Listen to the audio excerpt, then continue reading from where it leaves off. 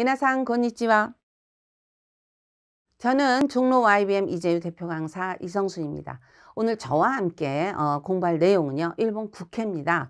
일본 국회에 대해서 한번 알아보는 시간을 갖도록 할 텐데, 자, 대한민국을 이끌어가는 통치자는 대통령이고, 우리 대한민국에서는 국민이 대통령을 직접 뽑습니다. 그러나 일본을 이끌어가는 통치자는 수상인데, 일본 국민들은 수상을 직접 뽑지 않습니다. 그러면 일본 국민들은 누구를 직접 뽑나요? 바로 국회의원들을 뽑습니다. 그리고 이렇게 국민들로부터 지지를 받아서 당선이 된 국회의원들은 국회를 구성하게 됩니다. 바로 요 국회를 저와 함께 공부하는 시간을 갖도록 하겠습니다.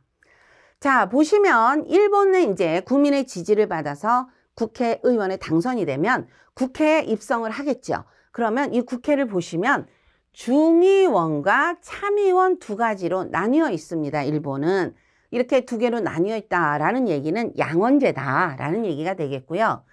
여기 보시면 제가 각 똑같은데 당을 예시로 들었습니다. 이거는 절대적이지 않습니다. 이 중에서 당이 없어질 수도 있고요. 새로 생길 수도 있어요. 어쨌든 이러한 각 당에서 국민의 지지를 얻어서 국회의원이 되면 어떤 국회의원은 중의원 선거에 출마를 하게 되면 중의원 의원이 되는 거고, 참의원 의원에 출마를 하면 참의원 의원이 되는 거예요.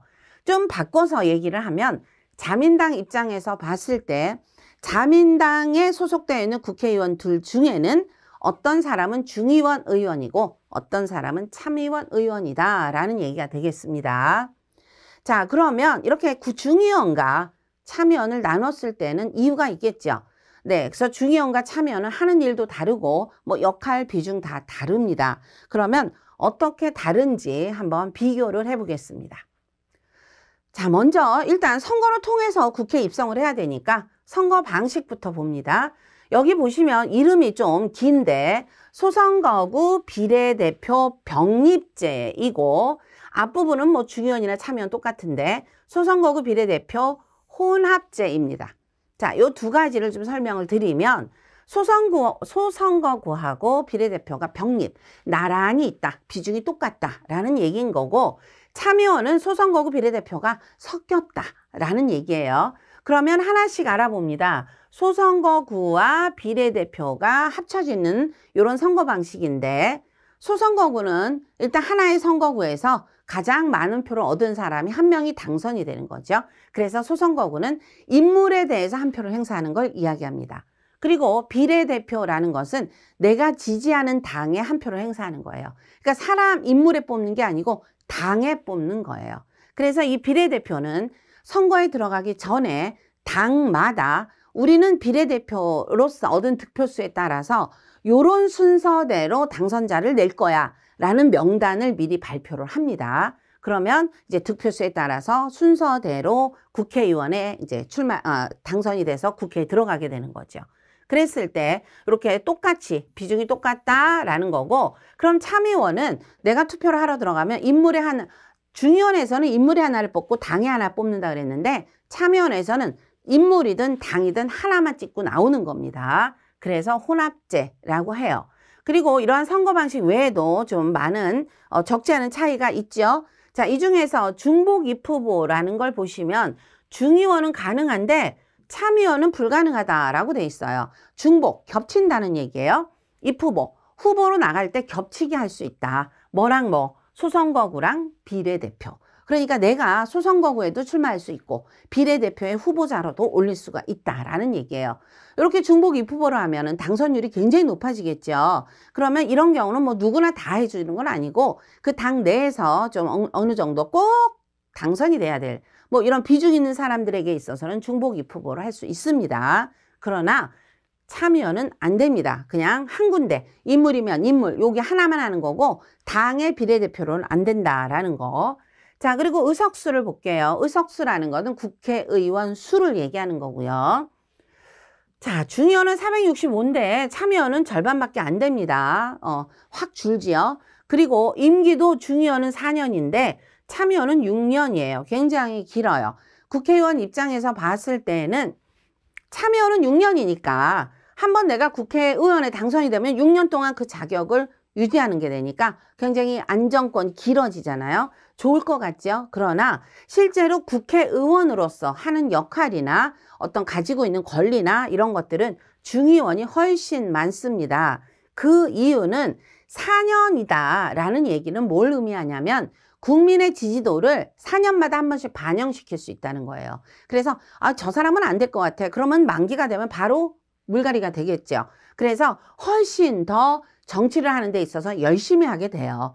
그런데 이 6년은 이제 6년이면 기니까 아무래도 안이해지기가 쉽죠. 그래서 중의원이 훨씬 더 비중이 있다라는 얘기를 다시 한번 말씀드리고, 그 다음에 여기 보시면 중의원에는 없는 그런 사항이 있습니다. 3년마다 2분의 1, 절반을 선거한다라는 얘기인데 지금 6년인데 어떤 국회의원이 2000년에 당선이 됐어요. 그럼 2000년에 지금 여기 절반이니까 142석을 선거를 합니다.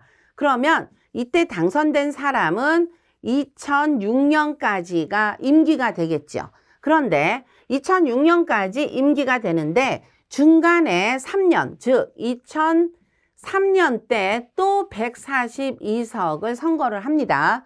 그러면 요 2003년도에 당선이 된 국회의원들의 임기는 2009년까지이다라는 얘기예요. 그래서 계속 절반씩 물갈이를 해줘요. 그렇다는 얘기는 참의원이 한 번도 비는 일이 없다는 얘기죠. 중의원은 4년이 끝나면 모두 다시 물갈이를 완전히 한꺼번에 하기 때문에 중의원은 새로 뽑히기 전까지는 비어버려요. 그런데 만약에 참의원이 이렇게 절반씩 물갈이를 하지 않고 중의원처럼 똑같은 임기가 있다면 언젠가는 겹쳐버릴 수가 있죠. 그러면 국회가 빌 수가 있어요. 그래서 국회가 비는 걸 막기 위한 장치로서 참의원을 절반씩 선거를 해주는 겁니다.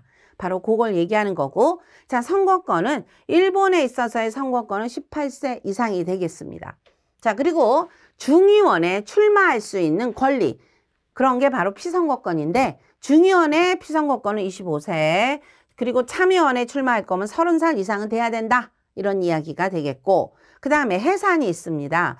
이 해산이 굉장히 잘 나옵니다. 자, 이걸 중의원 해산이라고 하는데 중의원을 해산이 있으나 참의원은 없습니다. 그래서 아예 중의원 해산권 이렇게 나와요. 자, 중의원을 해산할 수 있는 유일한 사람은 수상이에요. 왜냐하면 이 중의원은 국민의 지지를 얻어서 국회의원이 된 사람들인데 국민의 지지를 얻은 국회의원을 해산할 수 있는 사람은 엄청난 파워가 있어야 돼요. 바로 그 파워를 가진 사람은 수상입니다. 그래서 중의원을 해산을 시킬 수 있는 유일한 사람은 수상이다라는 걸 좀 기억을 하시고, 참의원은 해산 안 시켜요. 그러니까 무조건 당선이 되면 6년은 그냥 철밥통이라는 이야기죠. 뭐 별로 영양가 없는 철밥통이 될 것 같기는 하지만, 자, 요런 차이를 좀 잘 보시고, 그러면 중의원에 도대체 어떤 특권 내지는 어떤 파워가 있기 때문에 이런 여러 가지로 차등을 뒀는지 요걸 좀 보겠습니다. 중의원 우월이 나와 있습니다. 이거는 참의원에 비해서 중의원이 조금 더 파워가 있다라는 얘기인데, 지금 여기 보시면 4가지가 나와요. 다 외우셔야 돼요. 이거 진짜 시험에 잘 나옵니다. 자, 중의원 우월. 자, 어떤 거냐면 법률안 의결에 있어서도 중의원이 우월하다. 그러면 법률안이라는 것은 원래 국회가 입법기관이죠. 유일한 입법기관이에요. 그러니까 법률안을 만드는 거는 이제 본연의 의무가 되겠죠. 그런데 어떤 법률안에 대해서 중의원에서 표결에 붙여서 가결이 됐어요. 그러니까 법률안이 통과가 된 겁니다. 그러나 모든 법률안은 국회를 통과해야 되기 때문에 중의원뿐만 아니라 참의원도 통과를 해야 돼요. 그럼 중의원에서 법률안을 참의원으로 넘깁니다. 그럼 참의원에서도 계속 검토를 하고 하겠죠. 그럼 걔네들도 표결에 붙였는데 뭐 똑같이 가결이 되면 아무 문제가 없는데, 만약에 참의원에서 중의원에서 보낸 법률안에 대해 부결을 했다, 통과를 안 시켰다, 그러면은 요거는 이제 문제가 있습니다. 그럴 때는 어떻게든 합의점을 찾아야 돼요. 그래서 그때는 뭘 구성을 하게 되냐면 양원협의회라는 것을 구성을 합니다. 이 양원협의회는 중의원 의원과 참의원 의원들로 구성이 됩니다.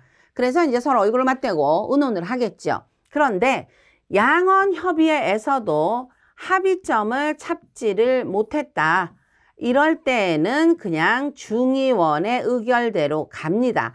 그게 바로 중의원 우월이에요. 이해되십니까? 자, 여기서 양원협의회도 종종 나오니까 좀 봐주시고, 이렇게 해서 다시 그냥 참여원에서 딴지를 걸든가 말든가 우리가 하는 대로 가겠어 하고서 중의원이 통과시킬 수가 있다. 그게 바로 법률안의 의결이에요. 그런데 이게 법률안뿐만 아니라 예산에 대해서도 조약에 대해서도 요런 것도 다 이런 과정을 겪지만 결과는 중의원이 결재권을 가지고 있다라고 보시면 되겠습니다.